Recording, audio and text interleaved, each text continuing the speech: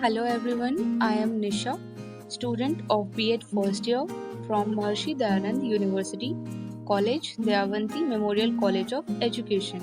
Today I am going to present before you the topic Fundamental Rights in Indian Constitution. So let's start. First of all, what is fundamental rights? So, the fundamental rights are defined as the human rights of all citizens. These rights are prescribed in Part 3 of the Indian Constitution, applied irrespective of race, caste, place of birth, religion, creed, or gender. So, we have 6 fundamental rights. What are those? Let's see. Right to equality, Article 14 to 18. Second, right to freedom, Article 19 to 22. Third, right against exploitation, Article 23 to 24. Fourth, right to freedom of religion, Article 25 to 28. Fifth, cultural and educational rights, Article 29 to 30. Last, right to constitutional remedies, Article 32. Now let's have a look on the nature of fundamental rights. Fundamental rights are equal for all. Rights are justifiable. Article 32 states that it limits the authority of central and state governments. Fundamental rights distinguish between citizens and foreign nationals. It can be suspended during emergency except Article 20 and Article 21.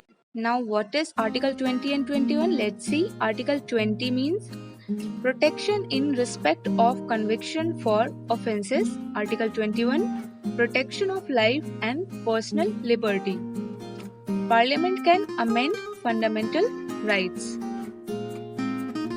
Let's elaborate the 6 rights.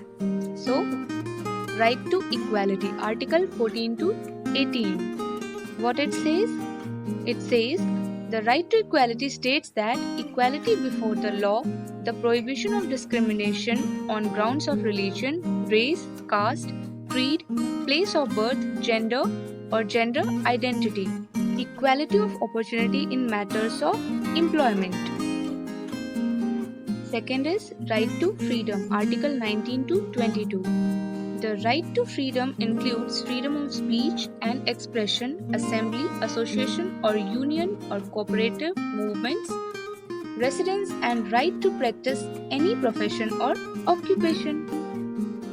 Third is right against exploitation, Article 23 to 24. Right against exploitation prohibits all forms of forced labor, child labor, and trafficking of human beings. Child under age of 14 are not allowed to work. Fourth, right to freedom of religion, Article 25 to 28.